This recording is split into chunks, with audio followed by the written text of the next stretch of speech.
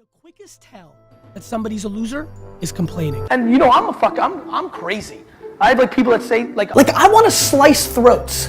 I'll go see somebody leave a comment to my advice, say they don't have time, then I'll follow them. Go to a fucking F-U-C-K-I-N-G retirement home. Nothing. No weekends. No vacations. Zero. Nothing. Nothing. Here's what I want you to do. Spend one day at a senior citizen home, and I promise you, you will leave with the following.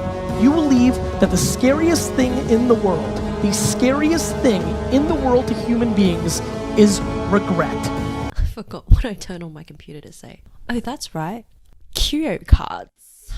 It's turned into a CurioCard channel. Yes, I'm still frothing over how early I am, and everybody who joined around the same time I did, and then everybody after this, because it's still crazy early. I think I just wanted to talk about cards 1 to 10 again, and I like 20 to 30, but I think a lot of people are overlooking 1 to 10 because they all seem to be part of like a weird clip art display, but it's more than just clip art. Cards 1 to 10 is basically a story of how we as humans discovered art as a form of communication. We're talking prehistoric times here. Storytelling is one of the oldest art forms we have used as humans to pass down ideas, history, and information that we can use as a species to not make the same mistakes and to expect patterns. Humans as a species are susceptible to amnesia, meaning that when a person is born again, they're basically a blank canvas and they'd have no idea what happened before them. They think that, everything sort of is happening for the first time, unless they're taught by somebody else who has passed down wisdom or life learnings, and in a way they remember again.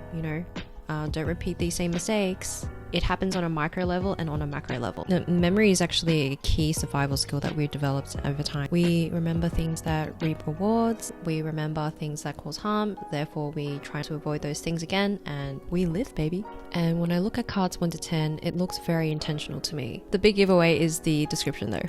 Though I guess to anybody who hasn't studied like art history in high school or hadn't come into contact with it, it's really hard to figure out. But that is okay, because I'm here to give you the briefest, least detailed rundown of human art history. Starting from number 1, to me that still symbolizes the beginning of everything. With the nuts and berries, they're actually referring to the Stone Age, where we were still like, unga bungas, where we would paint these pictures of animals hunted down by larger animals, and we would paint ourselves hunting them. A lot of the time, like, we looked like we were half human and half animal. We'd have animal heads with human bodies holding spears. To this day, we don't really know exactly what they were painted for, but we think that people used to use them to map out how they were going to hunt, or maybe like successful hunt, or like things that could go wrong in future hunts. So they were visualizing, right? And some scholars think that this is like the earliest form of manifestation. Like, you've heard the term like, be the tiger, hunt the like, be the thing that you're trying to take down, think like them, and you can take them down and you can survive. And then as time went on, the smarter we got, the more food we got, because we figured better ways to hunt. And with clay, like, we realized that we could not only make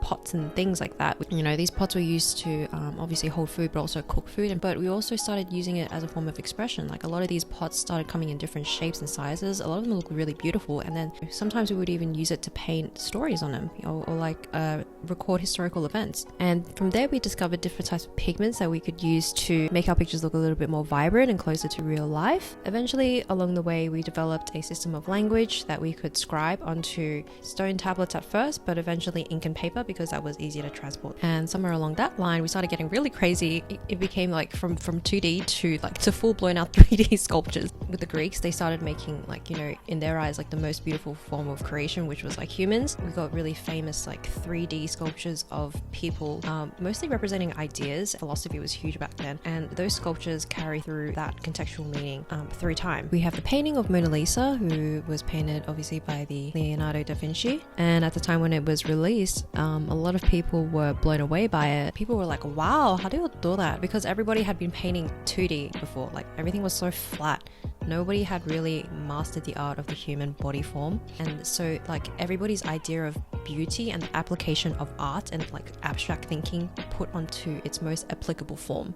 And that was sort of like that was like game changing for the world. And then we saw like explosions of art, like you get art and you get art. Then we expressed ourselves even further with poetry, our thoughts, ideas and emotions at the time, learning newfound ways to express ourselves through, you know, spoken word. And then finally we have number 10 in the future, where, you know, we have all this history behind us. We've taken this and we've learned it.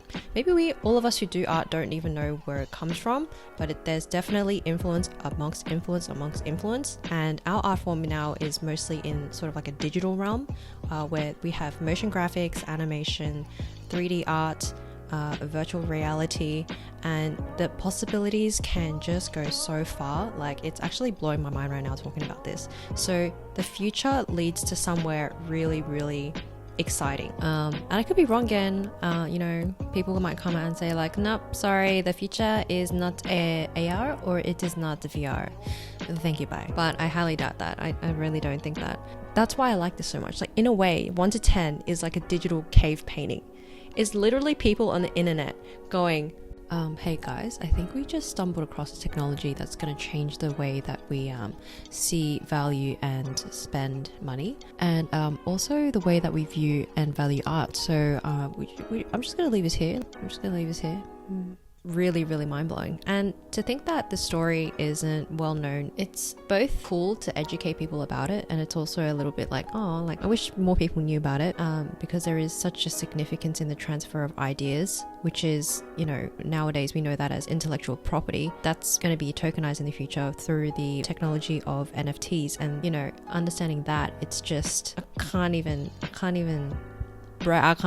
So yes, it's not necessary to know all of art history, but it is a really big value add if you at least know how we came to this, and you would be able to take that and you would gain better clarity of why there is such an explosion of art right now. It's almost like we're entering another renaissance. Like, you know, people like Beeple, whose artwork is no doubt amazing and such crazy visuals using everything we know from pop culture. That is a big signal to all the other artists out there who have just not been able to monetize their work, but have now been given the opportunity to with this new technology, which is really, really amazing. So yeah, that was my little attempt at a history lesson. Hope I didn't confuse anybody and gave people more value than I did bore them. But yeah, until the next video guys, do your own research and drink water. Bye.